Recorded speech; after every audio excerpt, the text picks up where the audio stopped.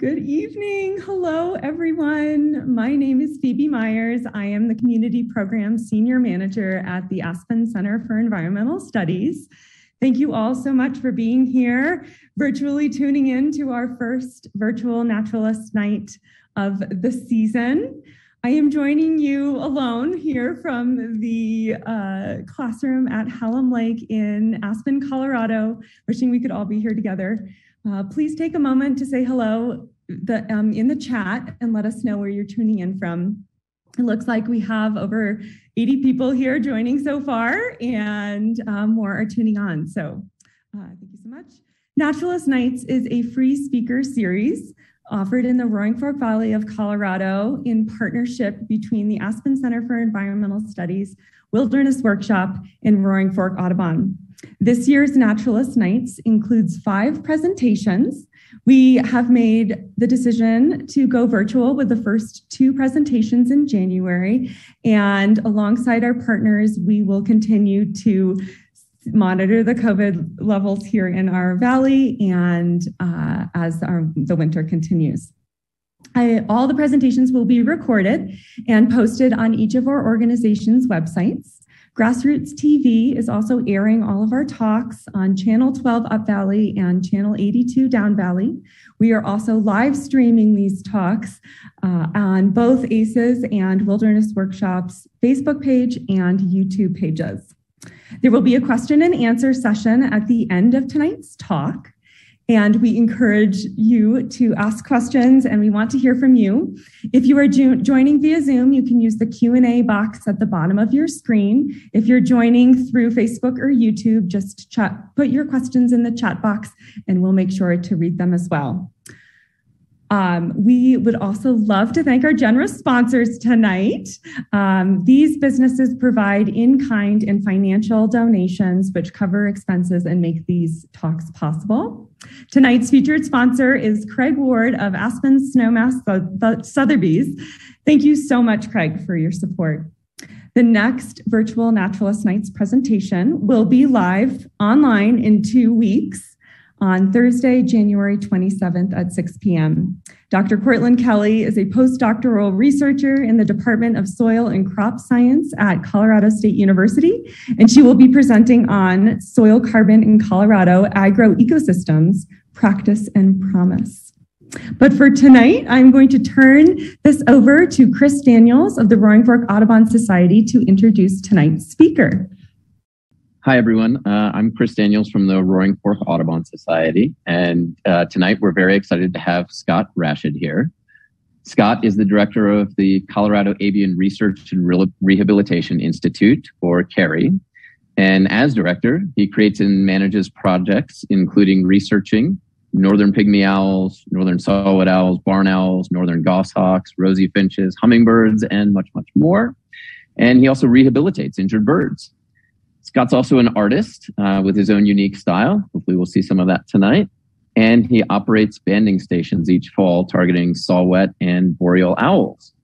So without further ado, I will turn it over to Scott. My name is Scott Rashid. Again, I'm from Estes Park. What you're seeing on the screen is just the end results of much of my research. I've been working with birds for a number of years, and I like to create things that people can use to help them learn more about the birds themselves.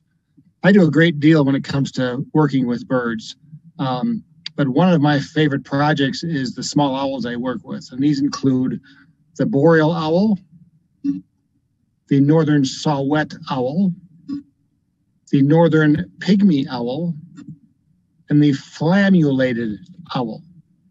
But before I start about the research, I'd just like to give a little background about who I am and kind of why I'm here. First off, I started all this because I'm an artist. I'm a watercolor painter, and I've created my own style of art where I combine Pablo Picasso's concept of cubism and realism. I like the concept of showing multiple views of an image in each painting, but I like my work to be realistic. And so I use 3 images per painting because 3 is an uneven number, and that often gives me a location within the painting to put a habitat scene to give the viewer an idea of what kind of habitat to find the bird in. And the birds, of course, all overlap. This is, of course, the western meadowlark. This is the Pherogenous Hawk. This There's a northern shrike. There's a red-winged blackbird, pileated woodpecker, Northern Pygmy-Owl. Also the director, as they said, of the Colorado Avian Research and Rehabilitation Institute, or CARRI for short. We do research on hummingbirds, crows and other corvids, Northern Saw-whet Owls, kestrels, rosy-finches, Northern Goshawks, Sawet Owls. Again, we operate banding stations to catch Sawet Owls and Boreal Owls. I also operate a banding station at the YMCA of the Rockies.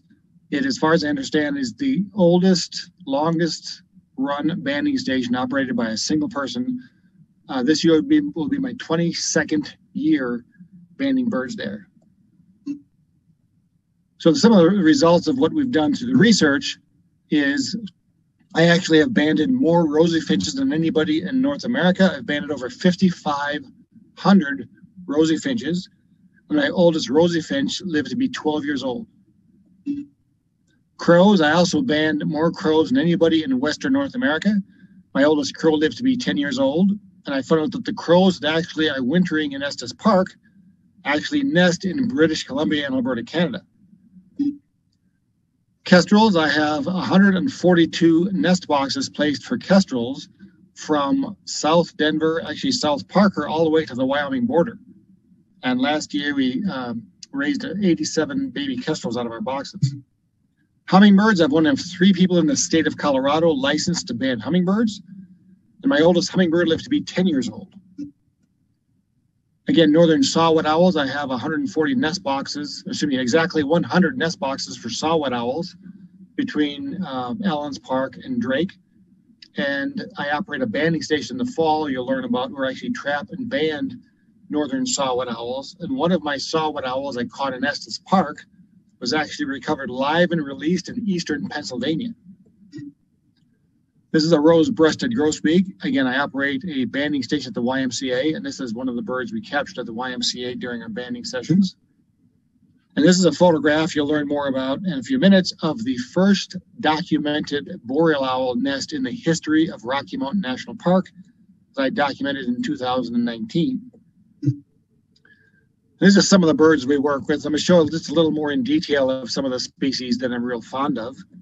First, of course, the Northern Goshawk. It's a very large woodland hawk that nests in the mountains here and also where you guys are. And so I research the birds. I look for nesting sites, territories. They'll start showing up usually in February and then return to their nest sites February and March. And then courtship will begin. That's with the male return to the site. He'll fly throughout his territory, vocalizing, calling for a female. And then this is one of the youngsters that fledged one of the nests that I watched. Long-eared owls, I actually had documented long-eared owls nesting in Longmont a few years ago. We put up nest baskets for long-eared owls because they do not build their nests. They need to use another structure of some type. So we put up these little baskets for them and had the birds use those and actually start nesting within these baskets. At one point, we had 2 of the only 3 known long-eared owl nests in Boulder County. We also built nest boxes for them as well that they will sometimes use. This is a little nestling long-eared owl. Barn owls, I've got 33 barn owl nest boxes placed from Chatfield Reservoir to Wellington.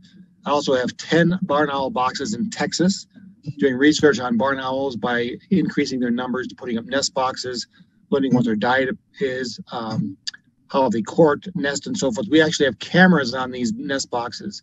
So if you look at our website, you'll start to see as the owls return this spring, anytime now, you'll start seeing the barn owls in our nest boxes, which is kind of a fun thing to watch. We watch them 24/7.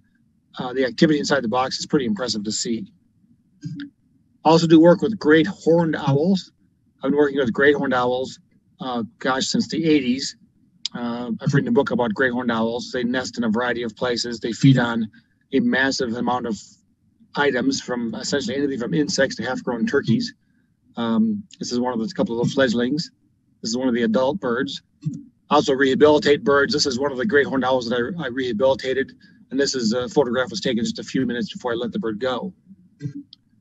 But tonight I'm going to talk to you about what I call small mountain owls. and it's a series of birds I really enjoy. First, of course, is the Northern Pygmy-Owl, and they are unique among owls in many ways, which you'll learn about here in just a minute. First of all, most owls, like the barn owls and long-eared owls, have very long wings and very short tails, simply because most times they're hunting out in the open, over the big open meadows, and those long wings enables them to have a great deal of lift, maneuverability in the open fields. But pygmy owls are built just the opposite. They have very short wings and very long tails, very much like an accipiter or a sharp-shinned hawk, a Cooper's hawk, because pygmy owls spend a great deal of their time in the woods. And they're active during the day only. They're not active at night like other owls. They're only active during the day, and their short-rounded wings and long tails allows them to maneuver through the woods very rapidly, chasing their prey. The scientific name of the pygmy owl is Glossidium noma, which means the glaring gnome, because they have a very kind of plain gray or brown body color and very bright yellow eyes. And they have a very unique adaptation. In the back of the bird, they have eye spots that actually look more like eyes than the bird's real eyes do. They often perch very conspicuously. I mean, that means right out in the open, looking for prey. And this way, having spots in the back of their head will actually deter predators from attacking them from behind. Because predators really don't want to be attacking something that sees them coming, because if they do, of course, the prey is going to evade them, and they will lose all of their surprise, and the prey will probably evade the predator and get away. And so that's another interesting adaptation that they have. And the nocturnal owls, with the exception of the Flammulated owl, have very silent flight because they have a fringed edge to their feathers, and so the air flows through the edge of the feather versus around it, and that's what muffles the sound of these nocturnal owls. But pygmy owls, because they're active during the day, they don't need to have a silent flight, and they don't have a silent flight.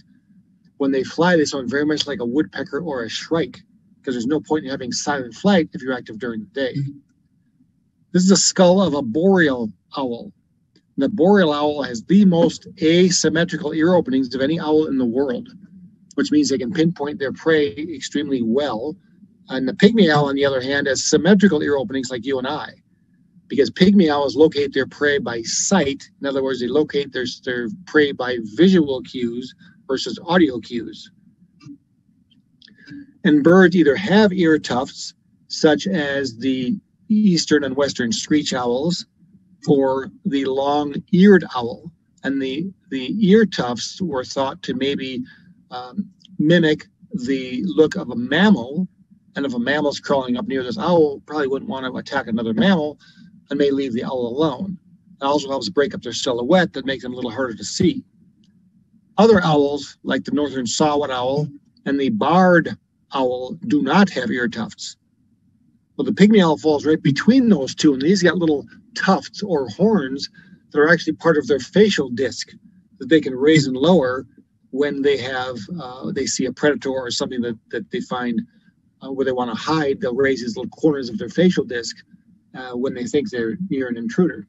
It's also unique among owls. So where do I find these little guys? So I look for pygmy owls in a habitat that consists of ponderosa pine, Douglas fir, aspen, downed logs, ground junipers, a water source, and kind of big openings in the fields. And that's where I find them. And it's the same habitat I find them in all over the mountains of Estes Park and the Rocky Mountain National Park, which is where I do my research. And here's a map of purple where they're found. They are a sedentary species, and if they do move a little bit, it may be slightly downhill or maybe to a little bit larger area than they will nest in, but they really don't migrate like other species do. And I start looking for these guys right about now. Courtship for these guys starts in mid-February and usually start nesting in late April. They have the longest courtship of any owl in North America. And these guys will perch right out in the open. They perch very conspicuously. In other words, they don't try to hide themselves. And so you'll see them perched on the edge of a dead branch. So they're easiest to find this time of year before the trees leaf out. And they will just sit as they're looking for prey. This time of year, it can be both birds and voles or mice, because they do feed a little bit on insects, but not as often as one might think. And so that's why they can perch out in the open looking for voles. And also up here in the mountains, there's not many other avian predators around in their habitat, so they really don't have to worry about being attacked by a bigger predator. Their movements are very rapid.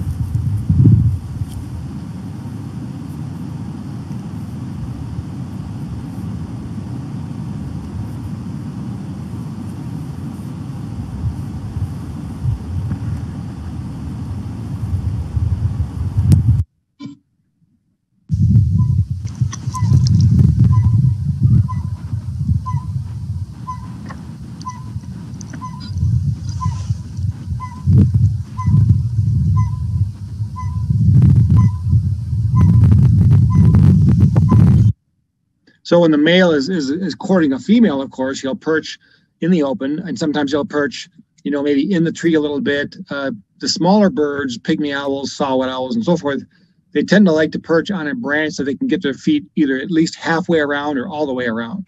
That way they can have a much tighter grip on the branch itself.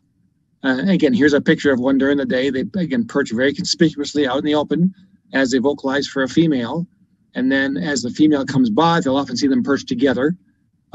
Sometimes, like in this picture, the lower bird is the male, because the male is more concerned about me and what I'm doing than the female is.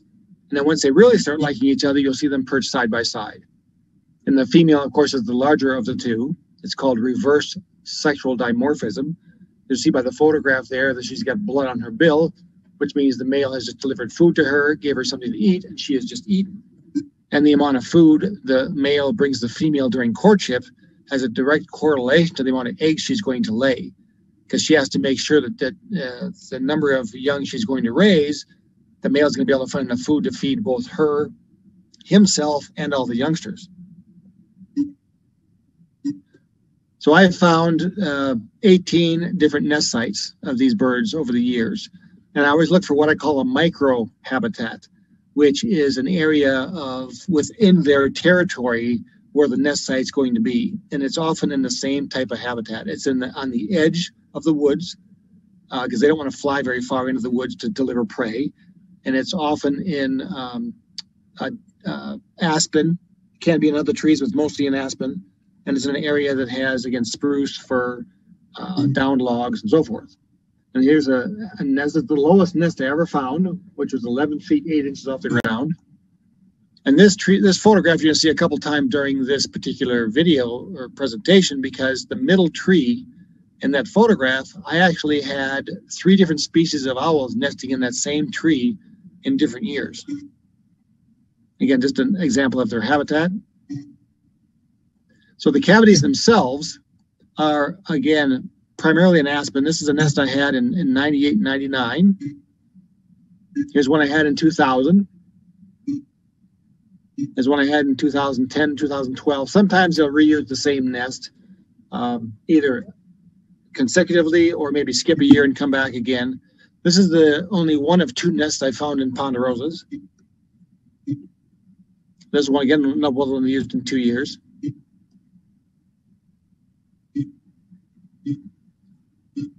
And this is the one they used again last year, 2 years ago. Last year, the male, unfortunately, was vocalizing in his territory for several weeks, and then he just stopped. And then a Cooper's hawk was seen in the territory, which makes me think the Cooper's hawk was able to capture and kill the Pygmy Owl, and that's why I didn't find a nest last year. What happens during the nesting cycle is after the female has accepted the male and the nest site, the male will then hunt for both the female and himself, and she just stays inside the nest. He will capture prey, usually eat a little part of it, and then deliver the rest of it to the female. So what do these guys eat? Well, they eat things like northern pocket gophers. They'll eat warblers and other birds. Even will take youngsters, nestling birds. They take chipmunks, voles, deer mice, and even some more unusual birds like horned larks. Now, how do I know this? How do I know this is what they feed upon? Well, very simply, this Pygmy owls, the adult male, loves to go and raid bird nests and bring other birds to his nestlings. Because it's a lot easier taking a defenseless baby bird than it is trying to capture a bird that can maybe hurt him. This is a juvenile, a nestling baby robin that the pygmy owl took. This is a chipmunk. They love chipmunks. This is a horned lark. This actually was taken right in my front yard. We had a really bad winter storm, and the horned larks, they were starting to migrate up to the tundra, and they stopped in Estes Park, and they came up to my yard to eat millet. And this pygmy owl came and took this horned lark right in my front yard. See if we get a nice picture of it. This is a vole. They love to take voles. This is a yellow-rumped warbler. That's a deer mouse. How do they capture prey? Kind of like this.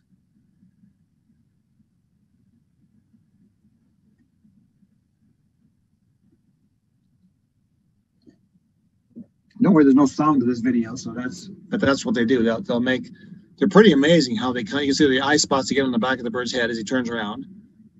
They don't like to spend a lot of time on the ground because they're pretty much defenseless once they've got something in their feet and they're on the ground.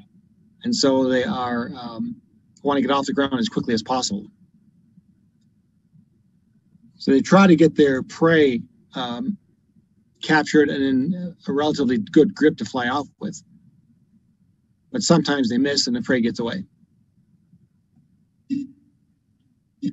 So what happened is during the courtship and nesting cycle, the male will come in with prey and he'll call to the female because he's not allowed in the nest after she's accepted it. So he'll come near the nest, he'll vocalize to the female, then she comes to him, grabs the prey in her mouth, and he'll deliver it back into the nest to feed the youngsters. Or the male will call and then the female may just look out of the hole and he'll come and deliver the food right to her mouth to mouth. Or if she does not come out, he'll actually have to take the prey inside and deliver it to her and then fly back out again. As long as she knows he's coming, everything's fine. This is a kind of a fun story I watched that happened after the young hatched at one of my nest sites. So the adult female was perched on this branch, just kind of looking around, resting. Then I heard a bunch of robins making this huge ruckus as they kind of flew in toward the nest. And then I noticed it chased a Cooper's hawk into right near the pygmy owl nest. And right away when the pygmy owl saw the Cooper's hawk, it did that. It got itself really thin and raised its little horns. Then as the Cooper's hawk flew by, it watched the Cooper's hawk fly away, being chased by the robins. Then it went back to the middle position and then just acted like nothing ever happened. It was kind of a cool little thing to get pictures of.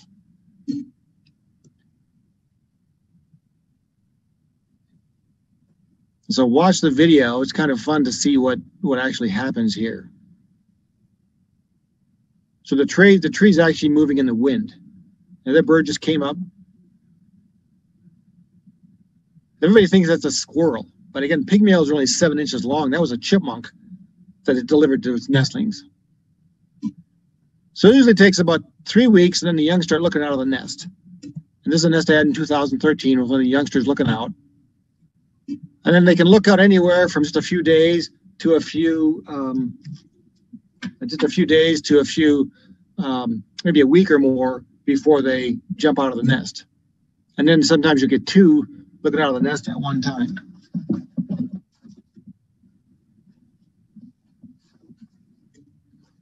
This is in the 2020.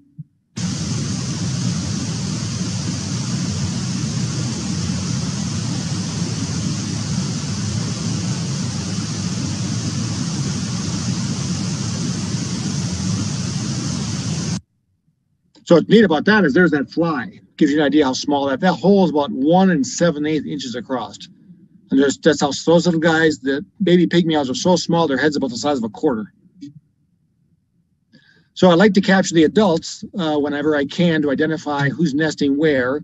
So I divided this little trap that I set up, and then I capture the adult birds near the nest.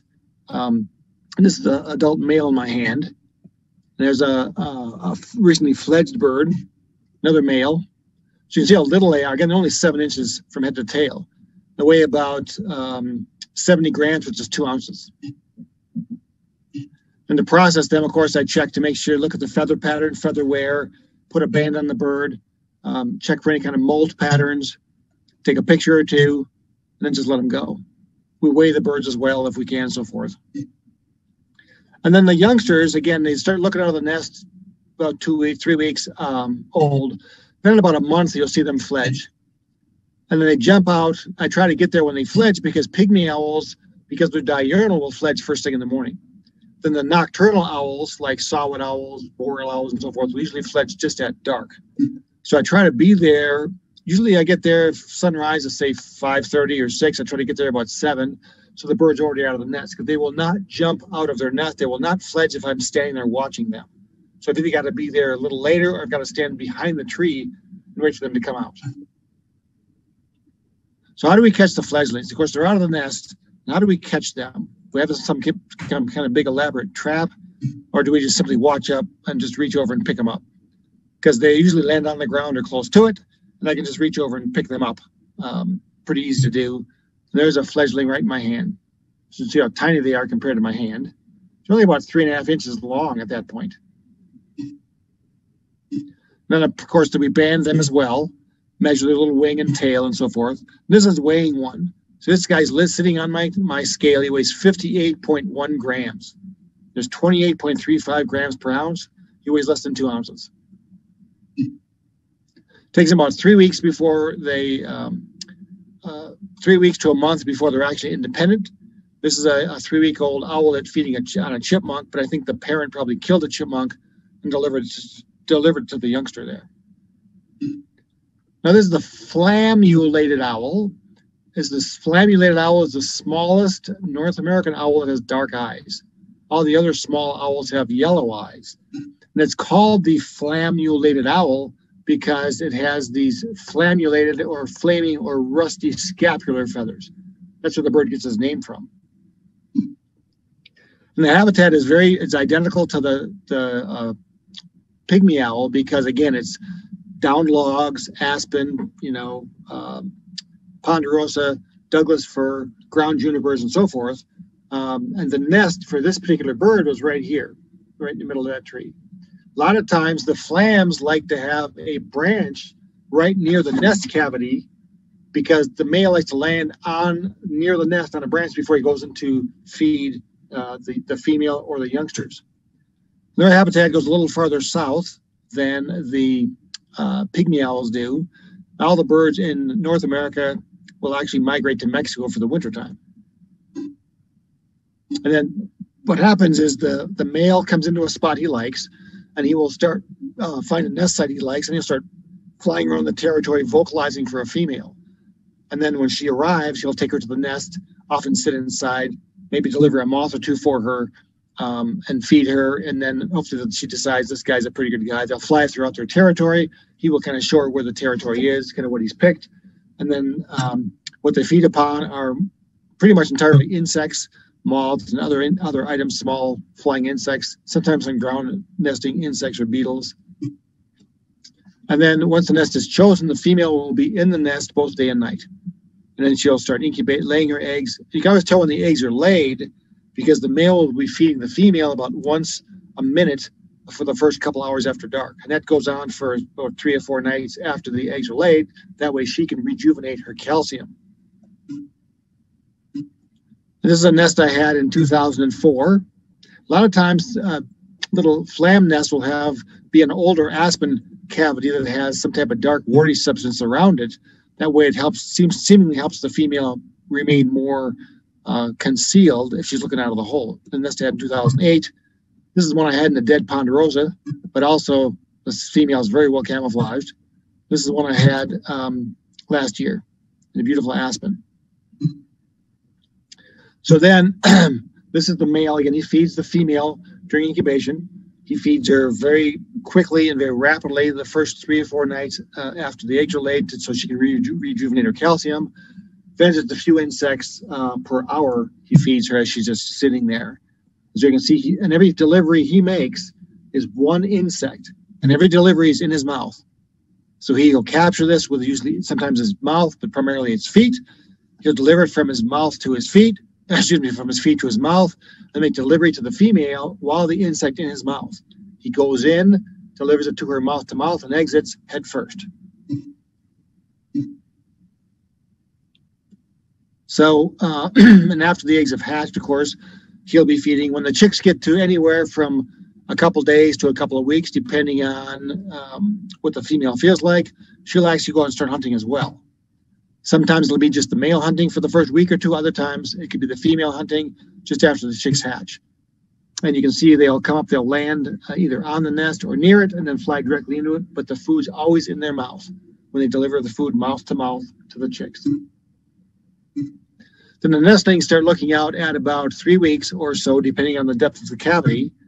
And sometimes you'll get two of them looking out at the same time. And again, these holes are real little. They're, like I said, flicker cavities, which are less than 2 inches in diameter.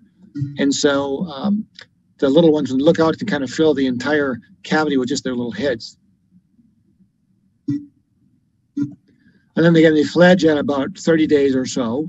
Usually, then these guys fledge just at dark.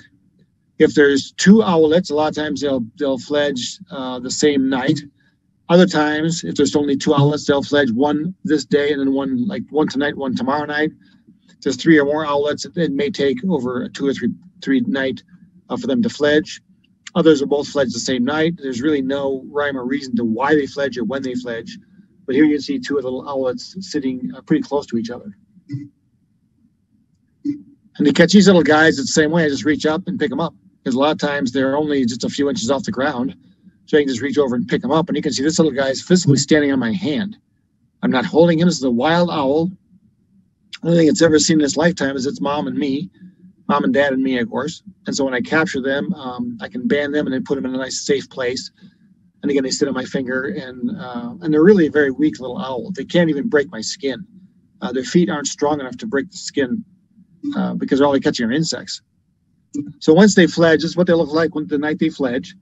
And then it takes them about a month to go from they molt, actually, they'll grow their contour feathers over their down feathers. So it takes about a month for them to go from juvenile to adult plumage. And so they usually fledge in July or early August, and then by October, they're pretty much all gone from the area. The Northern Saw-whet Owl is so named because one of its calls sounds like someone sharpening a saw on a whetstone. And the scientific name of this bird is Aegoleus acaticus. Aegoleus means a type of owl, and acaticus because one of the first specimens was actually found near Acadia, New York. And so their habitat, again, is identical to the flam and the pygmy because I've actually had, there's that photograph again you saw. So in 1998 and 1999, I had a pygmy owl nest in that tree, the middle tree there. And in 2004, a flamulated owl nested in the exact same hole that the pygmy owls used. And in 2007, pygmy owls returned to that same tree and nested again in a different hole. In 2008, Northern Saw-whet Owls nested in that same tree again in a different hole. In the winter of 2008, the tree fell down. That's why I knew all 3 species like the same habitat. So when looking for these guys, again, same type of habitat, but it can be often at a little higher elevations than the pygmy owl's nest.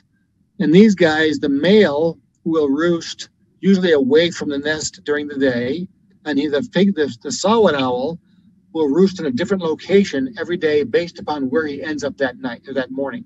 So he's hunting throughout his territory at night.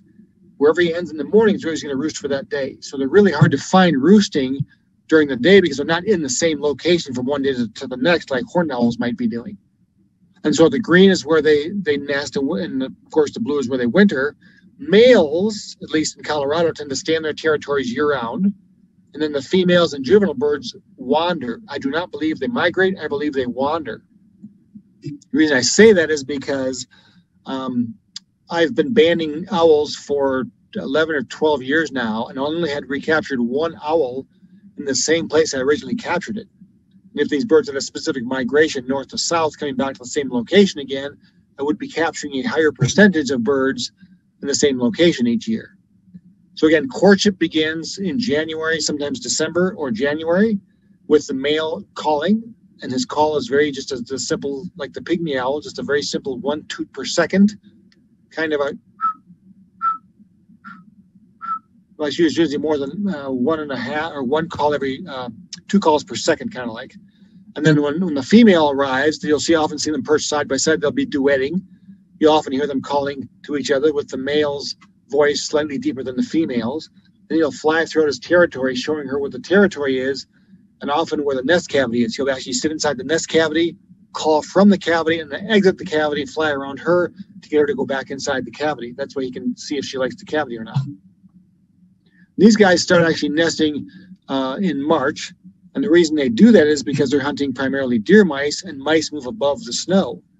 So it makes it more advantageous for them to hunt when there's snow on the ground, because their deer mice are very easy to see because it's a dark mouse on top of a white background.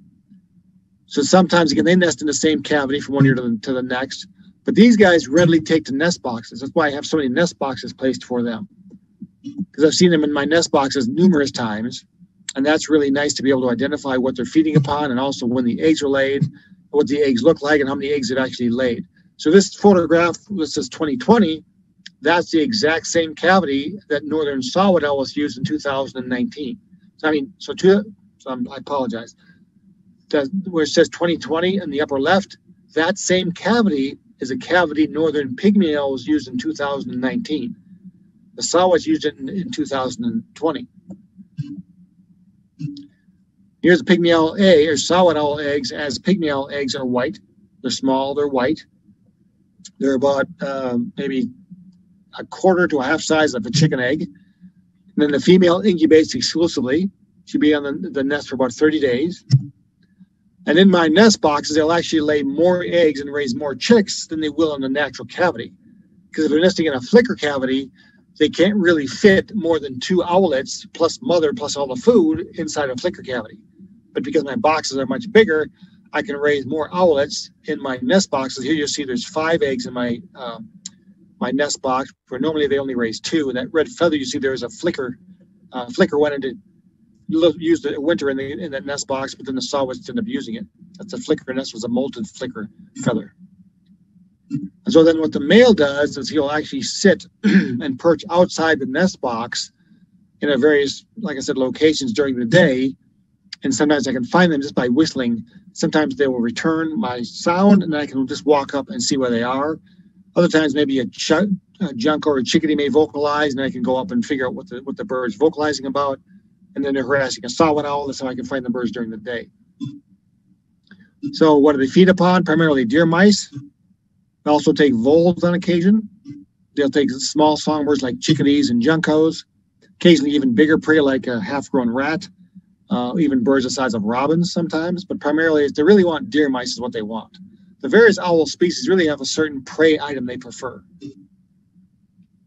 So how do they hunt? Well, they perch very low to the ground, usually less than 6 feet off the ground, and just listen or look for a mouse to come by, and then they can quickly pounce on the ground, grab the mouse, and fly off. These are nestlings, anywhere from 1 to 3 days old. That gray stuff you see is fur. The deer mice that you can see in the upper corner that the male brought to the female, she pulls the fur off and just feeds the meat and bones to the little ones. And so that's all fur around the youngsters there. This is one of the nestlings at about, 9 days old? And here's a whole family. There's actually 5 owls in there, 3 weeks old. And then at about 30 days, you'll see they look more like this. And then when they come real close to fledging, they'll sit at the edge of the hole and look out the hole. Because all they've ever seen their entire life is usually their mom and dad, their siblings, and this little hole where light's coming in during the day. And so they have to jump up there and see what this is all about. And it takes them a while for them to focus on the area around them and also get enough nerve to actually fledge and leave the nest. And of course, once they fledge, I often can find them near the nest itself, often perched right next to the trunk. And because these are nocturnal birds, they fledge just at dark. So when they fledge at dark, if I'm not there, I try to get there the following morning. I can usually find them to capture and band them and look at what we call nest site fidelity and see if they would return to the same nest site from 1 year to the next, and they just do not. So when these birds were first found back in the 1700s, researchers thought that this bird and this bird were 2 separate species. They didn't realize that a Northern Saw-whet Owl normally start nesting in March, they fledge in May. But they will stay in their juvenile plumage, the picture on the left, until September, and then molt from juvenile to adult plumage. And that takes about a month. And so until they started learning more about the owls, they thought those were separate species. And so the Sawet Owl molts from juvenile to adult plumage, where the Flammulated Owl just grows its contour feathers over its down feathers. This is the Boreal Forest. And the Boreal Forest is the forest up where you guys live. It's also here above 9,000 feet. And it's an area that consists of usually Douglas fir and Engelmann spruce. And within that type of habitat, the Boreal Forest, if you're lucky, you'll find what I call the Boreal Owl. I don't call it, that's what it's actually called. And the Boreal Owl is an owl most people never see. Most birders have the Boreal Owl on their life list as herd only, simply because they're a really hard bird to locate. Because when they start vocalizing in usually February and March, they're in areas that can be, up to 6 feet of snow, so getting to them can be extremely difficult. So most people can hear them in the spring vocalizing, but very few people have actually seen them. And so if you look at the range of the Boreal Owl, you see that they're actually in Colorado, New Mexico, Washington State, Oregon, and so forth. This bird has a very unique history in Colorado. Historically, the bird was only found, it's considered a winter visitor in the lower 48 states until a couple of researchers from Fort Collins, CSU, named Dr. Ron Ryder and Dave Palmer, started researching those birds and found them up at Cameron Pass, northwest of Fort Collins, and actually documented the first nesting pair of Boreal owls, I believe 1977 or 78. So that bird has a really unique history. And some of their students went to other parts of the West and found them nesting in other parts of the West, and that's how the bird, now the range map is what it is, based upon the research started in Fort Collins. And these guys nest in cavities as well. This photograph you're seeing here is the first documented nest of a Boreal owl in the history of Rocky Mountain National Park. This is the male who is roosting in the cavity during the day. And this is the female once she accepted him in the cavity at night. And I could tell male from female based upon the amount of white in the upper corners of their facial disc. You see the picture on the left, the male has much more white than the female on the right does. So this is what the male both sounds like and looks like when he's vocalizing.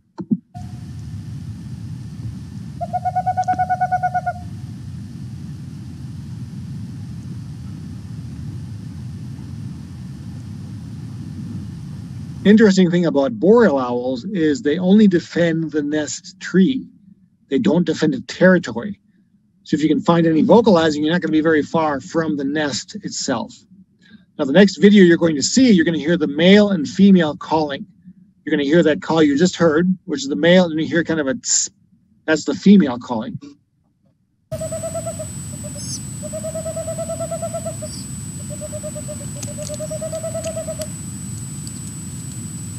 There's a female entering the cavity. And you can tell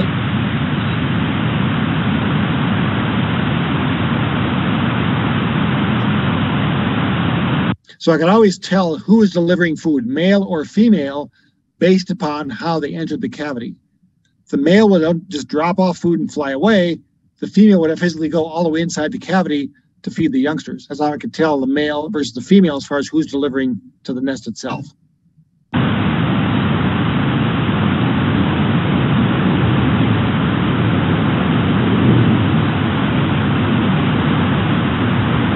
So there's the difference. The female goes inside, the male just drops off and leaves.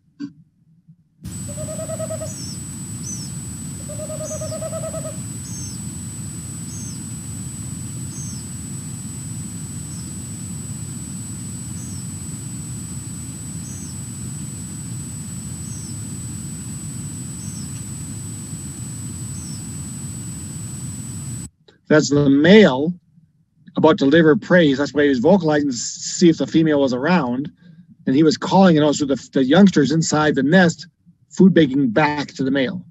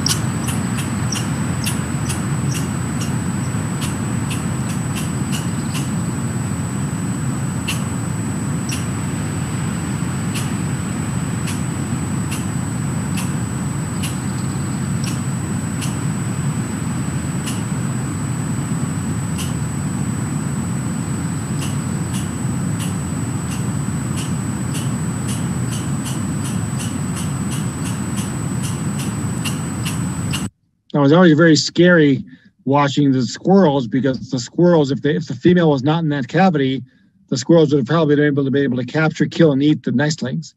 I actually had a family of Northern Pygmy-Owls captured and eaten by a squirrel one year. So it's always I'm glad that the female Boreal Owl was in the cavity so that the squirrel couldn't eat the youngsters. And the Boreal Owl could have killed a squirrel, but for some reason they just never did, at least not that we saw. This is their 2 nestlings that year, and I could tell the difference between the 2 because one had much more white on its facial disc than the other one did.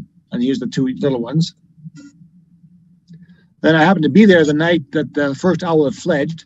I was able to capture and band it, and then after I banded it, I put in the picture on the left. I put it in that branch, just so it'd be a little more camouflaged. Then the following night, I went back to check the second one, but the second owl had fledged during the day, which I was not expecting. And then the 2 owlets were together, but they're almost impossible to find once they've fledged the nest. So I tried to figure out how many Boreal Owls were in Rocky Mountain National Park, because when I first started my research back in 1993 is when I found my first Boreal Owl in the park, but I never heard more than 1 bird calling at a time. So I got a permit from the Park Service. I'm actually a park researcher.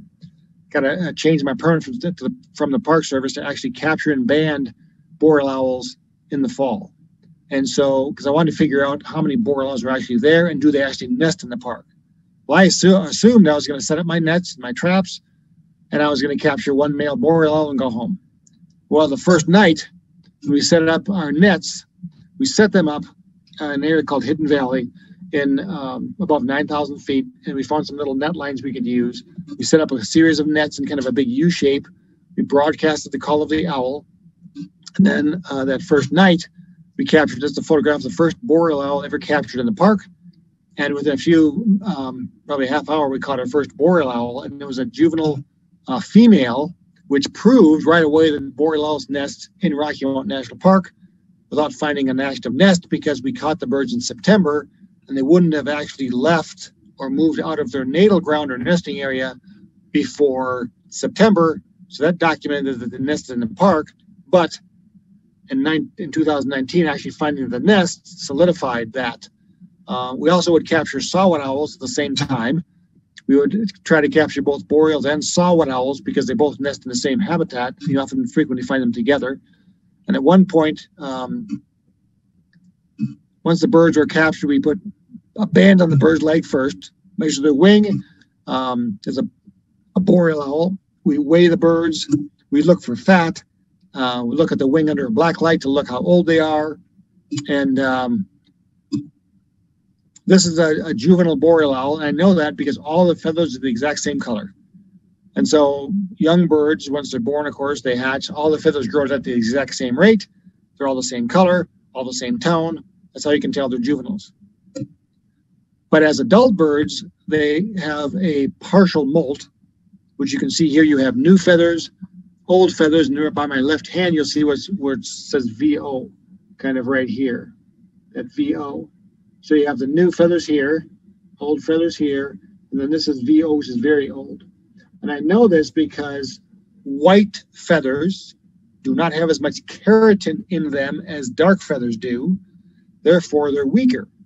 And so white feathers deteriorate faster than dark feathers do. And so by looking here, you can see this white is gone. That's how I know these are 3-year-olds. So these birds have what's called a 3-year molt rotation. They molt a series of feathers this year, another series of feathers next year, and a third series of feathers the following year. Then the 4th year, they go back and molt the same series again. And so they have a 3-year molt rotation. When you're aging birds, you only age them hatching year, which means they were caught the year they hatched. 2nd year, which means they hatched the year before they were caught, or after 2nd year, which means they could be 3 years old, 6 years old, 9 years old, so forth. So you have to think backwards when you're trying to age the birds. And what really helps is to look at the bird's wing under a black light. And what that does, it allows the porphins, or blood stains essentially, to reflect back pink looking at a black light. And because looking at this bird, all the feathers are pink, this tells me this bird was born the year it was captured. Now this feather has both This photograph has both pink feathers and blue feathers, which means this bird was captured the year after it hatched. So this bird would be a second-year bird. And then this bird, you see there's 3 different layers of pink. Some pink goes almost down to the edge of the feather. Some pink goes halfway down the feather, and then some feathers are blue. So this bird would be an after second-year bird, or 3-year, 6-year, 9-year, or whatever it is. So that's how we age the birds using the black light. One night, I actually was able to capture a Boreal and a Sawet Owl together. The Boreal Owl on the left, that's Aegoleus phanarius. Aegoleus phanarius means a type of owl, and phanarius because the call sounds like a funeral-like or deafening, and that's where the bird gets its scientific name from. On the right, Aegoleus acaticus, again because Aegoleus is a type of owl. Acaticus because one of the first specimens was found near Acadia, New York. The bird on the Boreal Owl is an adult female, and the Sawet Owl is an adult male, so you can see the big size difference between the two. And so once the birds are processed, they're just really just put on a branch and released back into the wild again. So I like to talk a little bit, because I do bird rehabilitation as well as the bird banding. I like to talk just a little bit about some of the problems these birds run into. A lot of birds, believe it or not, owls actually crash into windows at night, just like songbirds crash into windows during the day. This is a little guy that was hit by a car, and he had a broken wing, and he lost his left eye. And he was unreleasable, so he spent the rest of his life at the Birds of Prey Foundation in Broomfield. Because Sawet Owls migrate relatively low to the ground, they run the risk of getting hit by cars, which this one did. This one was attacked by a cat because they roost very quietly during the day and sleep, and the cat snuck up on him and grabbed a hold of him and realized he wasn't any fun to play with, let it go, but severed the nerves in the bird's wrist, and the bird could not fly again. Again, he spent the rest of his life at a rehab center as well. He ended up dying of West Nile virus. This is a Northern Pygmy-Owl. They often hunt near homes during the day, especially in the winter, as they hunt near bird feeders. This guy crashed into a window, had a bit of a headache, but he was released. This is a great horned owl that I rehabilitated. It's actually lost its mother, fell out of the nest. And so because he lost its mother, I gave him a little feather duster. He would hide under the feather duster, and I put a heating pad underneath him so he could feel the warmth of what he thought was his mother. He would come out, I'd hand feed him, he'd go back underneath the feather duster. And as he got a few weeks older and started talking to me, hooting to me, I knew it was time to take him to a rehabilitation center where he could be raised by an adult female horned owl and learn to be a horned owl versus to be raised by me and be imprinted on people. There was a sharp-shinned hawk that was chasing a robin, hit a window. The robin died, but the sharp-shinned had a headache. And then I rehabilitated him and let him go as well. So what can we do to help these little guys? Well, first thing we can do, and the biggest thing that we do, is we build nest boxes for them. Again, I've got 100 nest boxes for Sawet owls, 140 boxes for kestrels, and so forth. And that's a good way to help these birds nest in a safe location. And I have volunteers help both build the boxes and hang the boxes for me. And then when I find birds in my nest boxes, I often have groups come over and watch the process so they can, number one, see these owls up close, learn about the research and the conservation of the birds, see them all in real time, and then, of course, put the birds back in their nest boxes.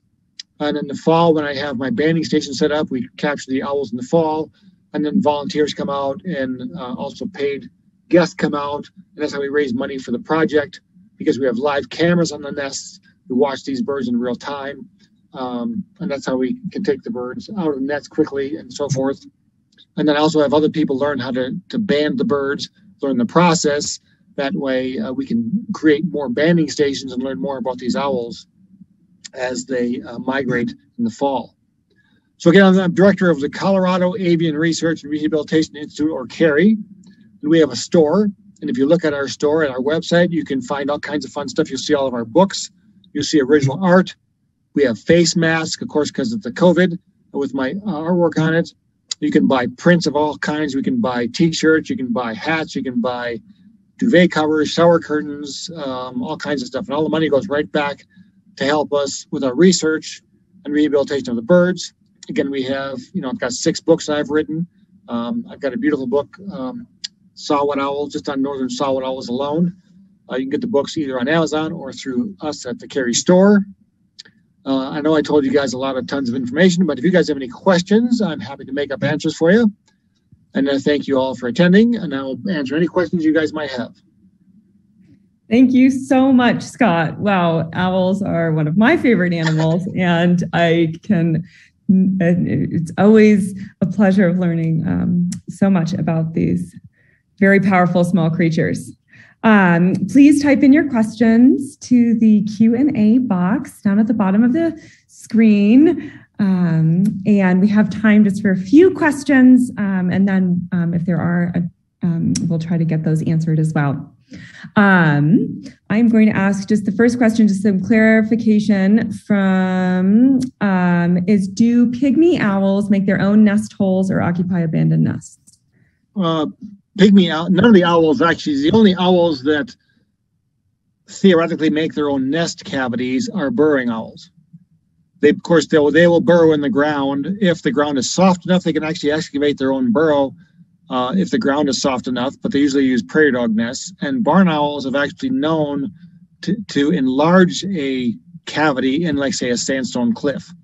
But no, the owls do not build. And pygmy owls are the only owl I know of that will not live in a nest box. No one's ever had a northern pygmy owl nested in a nest box. Pherogenous pygmy owls, yes, but I don't know of anybody who's ever had a northern pygmy owl nested in a nest box. They just prefer natural cavities. Wonderful. Thank you so much. Here's another question from one of our ACES naturalists, Kathleen. How long will parent owls continue feeding their owlets after they've fledged? It varies on the species. Most of them are only with the youngsters for, like the little owls are with their adults for about a month, and then they're on their own. Great horned owls will stay with their youngsters for sometimes up until the eggs hatch the following year. That's why there's so many great horned owls, because the parents are great providers and great parents, and they can allow their kids to stay with them until the following nesting season, at which time they become competition. That's why there's so many horned owls, because the parents are great teachers, and they allow the parents to. And also, the bigger the bird of prey, the more vast their prey species can be. Like a horned owl could capture everything from a half-grown turkey all the way down to a beetle or a moth or a snake or whatever. Where like a pygmy owl can only capture things like the size of a chipmunk. It clearly can't take things much bigger than that because it's not that much bigger. The biggest thing I've ever seen a pygmy owl with is a northern pocket gopher, which actually weighs almost twice what the pygmy owl weighs. Wow, that's a scene I'd like to see. This is also from one of our naturalists. They are wondering about if the small owls partition their shared habitats, in terms of food resources or hunting strategies. What's really interesting is the reason that numerous times I've had pygmy owls and Sawet Owls nesting a few yards apart at the exact same time. And the reason that works so well is because the Sawet Owls hunting totally after dark, the pygmy owl is hunting totally during the day. And the pygmy owl takes, depending on where the nest site is, for the pygmy owl, they take a lot of birds, or they'll take a lot of voles and chipmunks. Where the Sawet owl can hunt in the same habitat, but they're hunting mostly deer mice, and deer mice are active after dark, where the voles are active during the day. So Sawet owls start nesting when there's snow on the ground on purpose, because that's when the deer mice are easier to capture. Pygmy owls nest after the snow's gone on purpose, because they need to capture voles, and voles are moving under the snow, so you got to wait till the snow's gone. So they can, and then the flams, if they're nesting in the same habitat, are feeding on insects. So there's literally no competition between the three species. Excellent. Thank you so much. There's a number of questions about nest box sizes. And if you they're all on my website. Have plans or on your website. Excellent. Yep. They're all on there's a whole web page that just says, on the right hand side, you'll see there's a whole description of nest box sizes. We also do build boxes, and we sell them. They're $65 a piece. We build them, we place them. And we have people hopefully monitor them on their properties and so forth. And then if the location has both power and Wi-Fi, we can put a camera inside the box and monitor the birds in real time. And if you look at our website, you'll actually see we have cameras up right now. We've got flickers in 2 of our kestrel boxes. We've got a male kestrel that roosts in 1 of our boxes at night. We've got horned owls checking out one of our platforms right now. And we'll probably have barn owls here in just a few weeks. Excellent. And this is from Craig Ward. How vulnerable are the owlets once they've fledged? And you touched on that. But they're totally vulnerable to everything, but they're really hard to find. Again, pygmy owls, a full-grown pygmy owl is about 7 inches from head to tail. So when they're first born, they hatch, their tail is only 1/8 of an inch long. So you're looking at a 3.5-inch bird that is going to remain camouflaged and sit perfectly still. So predators usually walk right past them. And all the owls, no matter what species it is, they do not sound, the food begging call of the owl does not sound anything like the adult's territorial call. So other birds don't even know that this baby owl is a baby owl. For example, the food begging call of a pygmy owl sounds like a grasshopper. The food begging call of a flam sounds like somebody opening a pop bottle. It just goes psh, psh, psh, where the flams actually hoot. And so they don't sound, that's why they're if like a Cooper's hawk or goshawk or something is in the area, they could, if they see the bird out in the open, they'd pick it off pretty quickly. But they don't tend to stay out in the open really at all. I've got tons of pictures of the little baby owlets roosting, and if you didn't know where to look, you'd never see the owl. Wonderful. I think that is our time for today. But thank you so much, Scott, for your wonderful presentation. And thank you all for joining us this evening for our first Naturalist Nights. And please check out our websites for the future talks, and check out Scott's website as well if you had some unanswered questions. Thank you all so much. Thank you, guys. Have a wonderful evening. Have a good night. See you guys. Thank you.